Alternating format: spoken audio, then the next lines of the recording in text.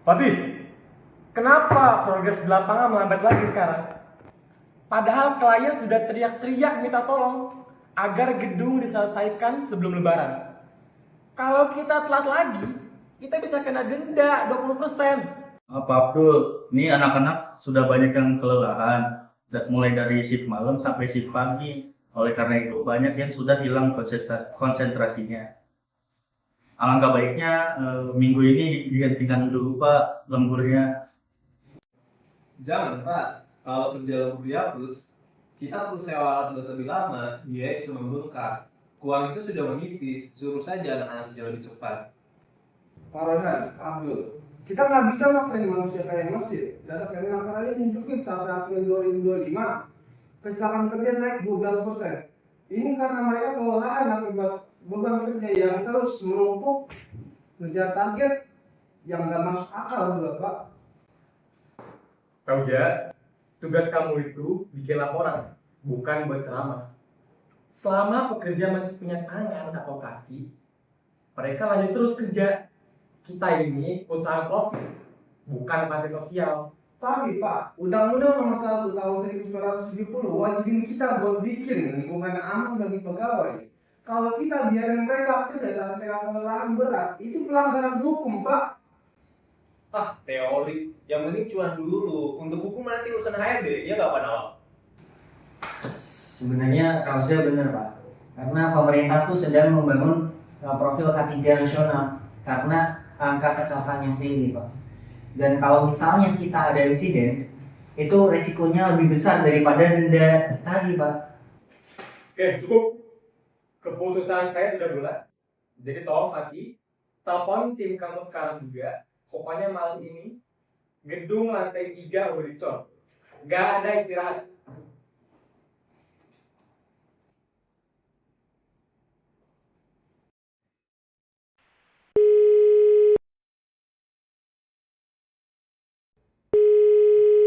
Halo, Joko. Ini Ada instruksi dari Pak Abdul, katanya lanjut. Iya, saya tahu kalian capek. Apa? Apa ini kurang? Ya udah, pakai yang ada dulu aja. Gak apa-apa, yang penting lantai 3 selesai dah. Udah ya, aman ya Jok?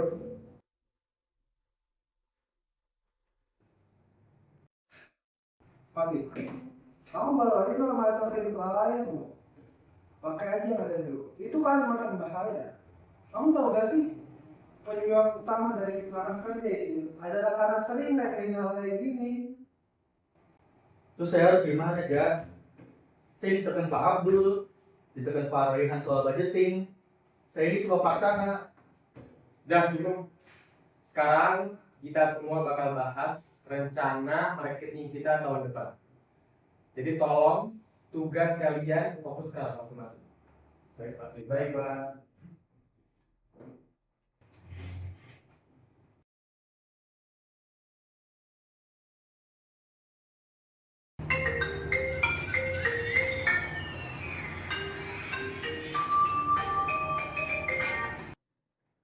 Halo.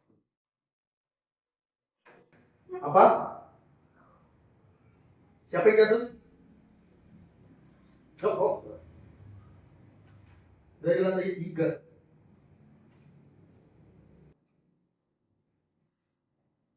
Lukanya parah nggak? Oke. Oke, gini aja. Bawa ke rumah sakit sekarang, jangan panik. Oke? Iya. Pak, saya dapat kabar kalau si Joko jatuh, Pak. Dia pusing karena kelelahan. Kepleset saat membawa semen. Dan tidak memakai APD lagi, Pak. Dan sekarang kondisinya kritis, Pak.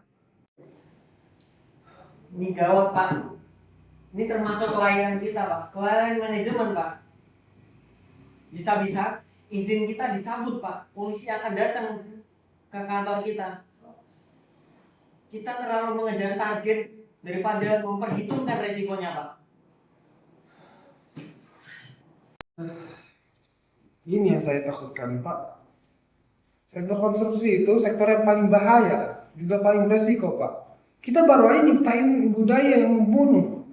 Pak Abdul, Bapak lihat kan, penghematan yang dilakukan Pak Royhan ini nggak ada apa-apanya dibandingkan biaya yang harus kita keluarkan untuk permasalahan ini. Dan juga nggak ada apa-apanya untuk nama baik kita yang hancur karena ini. Maaf, saya cuma mau mengamankan cash flow perusahaan. Saya tidak tahu akan kejadian seperti ini. Saya kira kecelakaan di tempat kerja cuma sekedar angka statistik. Akan tetapi justru itu terjadi di tempat kita, yaitu pada para karyawan kita. Maka dari itu, Nawal, saya minta tolong, setelah ini tolong urus semua biaya pengobatan Pak Joko. Jangan sampai keluarganya terlantar. Baik Pak, saya segera urus. Semoga urusan ini cepat selesai dan tidak menjalar kemana-mana. Lalu Roja, saya minta maaf. Kedepannya kamu punya otoritas penuh di sini. Apabila ada proyek kita yang dirasa kurang aman dan kamu ingin stop, kamu bisa stop. Saya tidak mau ada korban lagi. Karena apa? Karena nyawa tidak bisa dibeli. Sedangkan proyek ini sekapan saja kita laksanakan.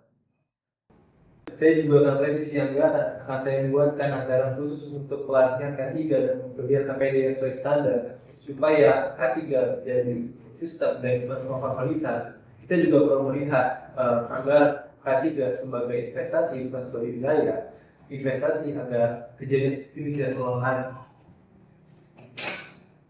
Baik, terima kasih Pak. Saya akan kabari di lapangan bahwa manajemen sekarang sudah lebih memperhatikan keselamatan mereka, bukan dari segi fokus targetnya saja. Baik, terima kasih Pak Ki. Dan juga terima kasih kepada teman-teman semua yang sudah hadir pada hari ini. Semoga saja apa yang terjadi pada hari ini bisa kita evaluasi kembali dan tidak menjadi kesalahan di kemudian hari. Terima kasih untuk rapat hari ini, kita cukupkan.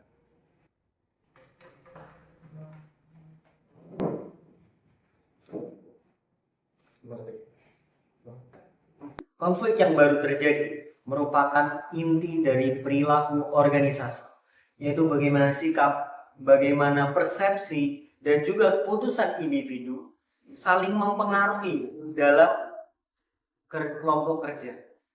Ketika individu di level manajemen mengambil keputusan tanpa mempertimbangkan resiko, maka organisasi akan membentuk budaya kerja yang tidak berkelanjutan dan juga sangat beresiko. Dari sudut pandang budaya organisasi, kita melihat bahwa budaya yang telah dengan hasil akhir dari budaya finansial akan membentuk perilaku kerja yang menyimpang. Ketika organisasi hanya menghargai kecepatan dan efisiensi biaya, karyawan terdorong untuk mengabaikan prosedur keselamatan sehingga muncul unsafe atau perilaku yang tidak aman sebagai konsekuensi dari sistem, bukan kesalahan individu. Tekanan tersebut menciptakan stres kerja yang berkepanjangan, beban kerja yang berlebih, jam kerja yang tidak manusiawi, serta komunikasi satu arah dari atasan ke bawahan membuat pekerja kehilangan ruang untuk menyampaikan kondisi nyata di lapangan. Dalam keadaan lelah secara fisik dan mental, resiko kesalahan meningkat dan kecelakaan kerja menjadi hampir tak terhindarkan. Karena itu, kesadaran akan keselamatan dan kesehatan kerja harus menjadi nilai inti, bukan hanya sekadar formalitas, dan butuh komitmen yang kuat, karena safety adalah tanggung jawab semua orang. Selain itu, organisasi juga memiliki tanggung jawab moral dan hukum terhadap karyawannya. Ketika perusahaan mengabaikan keselamatan kerja, maka resiko yang muncul bukan hanya keselamatan fisik, tapi juga sanksi hukum, kerusakan reputasi, dan bahkan hilangnya kepercayaan karyawan terhadap manajer. Pada akhirnya, semua bermula dari kepemimpinan. Pemimpin memiliki andil yang besar dalam menetapkan norma, visi dan misi, dan juga arah budaya perusahaan. Visi dan misi perusahaan tidak boleh dicapai di atas penderitaan para karyawan. Karena keselamatan kerja bukanlah merupakan bagian dari pekerjaan, akan tetapi merupakan fondasi agar pekerjaan tersebut bisa dilakukan.